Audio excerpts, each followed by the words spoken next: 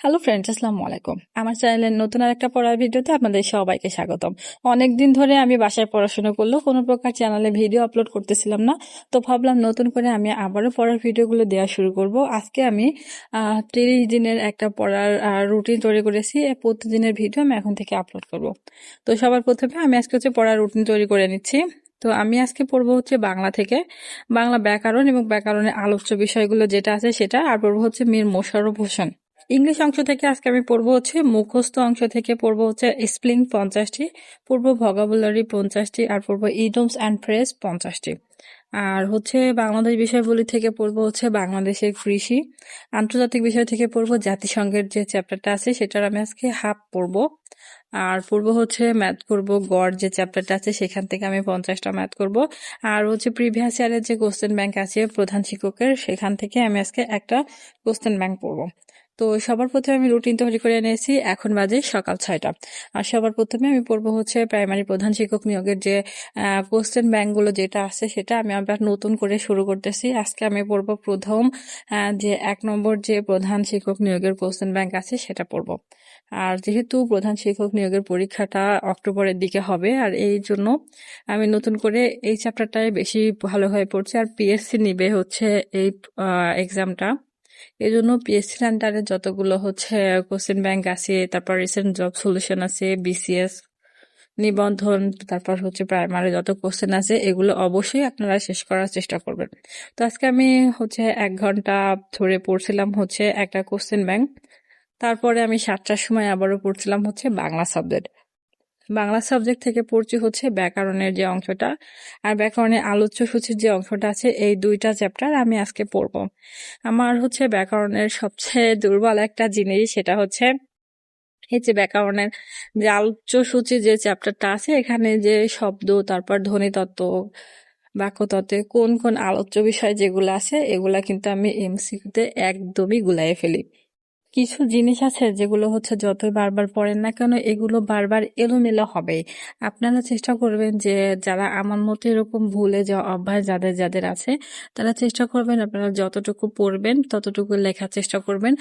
আর দিন শেষে অর্থাৎ সপ্তাহে যে কোনো একদিন আপনারা যে পুরো সপ্তাহ জুড়ে যেটা পড়লেন সেই টপিকস গুলো একদিন রিভিশনের জন্য রেখে দেবেন। তো আজকে ব্যাকরণ আর ব্যাকরণের আলোচ্য সূচির যেগুলো চ্যাপ্টার 2টা আমি পড়ে নোট করে প্রায় আমার 1 ঘন্টার মতো লাগছিল। তারপরে আমি প্রায় 9টার দিকে আবারও পড়তে বসে বাংলা সাবজেক্ট। আর বাংলা এই যে মুখস্থ অংশটা সাহিত্য থেকে যে চ্যাপ্টারটা পড়বো সেটা মীর মোশাররফ হোসেন। পিএসসির আন্ডারে যেহেতু পরীক্ষাটা হবে, পিএসসির যে সিলেবাসটা আছে অর্থাৎ 11 জনের যে সিলেবাসটা আছে সাহিত্যিকদের, সেটা শেষ করার চেষ্টা করবেন। তার পঞ্চপাণ্ডব নামে যে ইয়েটা আছে সেটাও শেষ করার চেষ্টা করবেন, তাহলে কিন্তু একটু মোটামুটি ধারণা চলে আসবে। তো আজকে পড়বো মীর মোশাররফ হোসেন। মীর মোশাররফ হোসেনের খুব বেশি বড় না এই টপিকসটা, একটু ছোট, তবে অনেক বেশি ইম্পর্টেন্ট। আপনারা জানেন যে ইদানিং কিন্তু মীর মোশাররফ হোসেন, তারপর ফারুক আহমেদের এই সাহিত্যকর্মগুলো বিভিন্ন পরীক্ষাতে আসে। আজকে পড়ছে মীর মোশাররফ হোসেন। মীর মোশাররফ হোসেনটা পড়ে তারপরে খাতায় নোট করতে প্রায় আমার 35 মিনিটের মতো সময় লাগছিল। তারপরে আমি সকালের দিকে আর পড়ি নাই, উঠে নিজে ফ্রেশ হয়ে খেয়ে দিয়ে একটু বাসার কাজকর্ম করছিলাম। তারপরে আমি আবারও পড়তে বসছিলাম ঠিক বিকাল 4টার সময়। আর এই সময় আমি পড়ছি ইংলিশ লিটারেচার। ইংলিশ লিটারেচার থেকে যেহেতু কোশ্চেন আসে পিএসসি তে, বিসিএস এ তো এমনিতে সিলেবাস আসেই কতগুলো সাহিত্যিকদের, তবে আমি আগে চেষ্টা করছি যে ইংলিশ লিটারেচার থেকে প্রিভিয়াস ইয়ারের যে কোশ্চেন গুলো আসছে বিভিন্ন পরীক্ষাতে, এই যে এই বইটাতে কিন্তু যত প্রকার প্রিভিয়াস ইয়ারের কোশ্চেন ব্যাংক আছে, অর্থাৎ বিসিএস, নন ক্যাডার, ব্যাংক, তারপর প্রাইমারি নিবন্ধনে সবগুলো কিন্তু প্রিভিয়াস ইয়ারের কোশ্চেন এই বইটাতে দেওয়া আছে। আপনারা যারা একবারেই ভালোভাবে পড়তে চান না, তারা কিন্তু শুধুমাত্র এই যে প্রিভিয়াস ইয়ারের কোশ্চেনটা সলভ করলেই এনাফ। তো আজকে আমি প্রিভিয়াস ইয়ার থেকে 100টা কোশ্চেন সলভ করছিলাম। তারপরে আসরের নামাজ পড়ে আমি আবারও পড়তে বসছিলাম মাস্টার বই থেকে কারেক্ট স্পেলিং। আজকে কারেক্ট স্পেলিং আমি পড়বো মোট 50টি।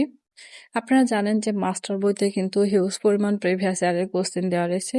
আপনারা মোটামুটি এই মানে প্রিভিয়াস ইয়ারের যে কোশ্চেন গুলো দেওয়া আছে এগুলা সলভ করলে কিন্তু অনেক বেশি যে কোনো পরীক্ষাতেই কমন পাবেন। তো কারেক্ট স্পেলিং গুলো পড়ে আবার আমি খাতায় নোট করছিলাম।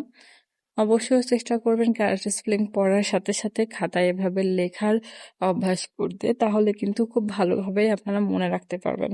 ক্যারাটে স্পেলিং গুলো পড়ে আমি আবার এভাবে খাতায় লিখে নিছিলাম। তারপরে আমি আর সন্ধ্যার আগে পড়ি নাই। সন্ধ্যার আজান দিলে নামাজ পড়ে একটু নাস্তা করে আমি আবারও পড়তে বসছিলাম হচ্ছে 7:30টার সময়। আর এই সময় আমি পড়ছি হচ্ছে মাস্টার বই থেকে ভোকাবুলারি। ভোকাবুলারি কিন্তু যেকোনো চাকরি পরীক্ষার ক্ষেত্রে অনেক বেশি ইম্পর্টেন্ট।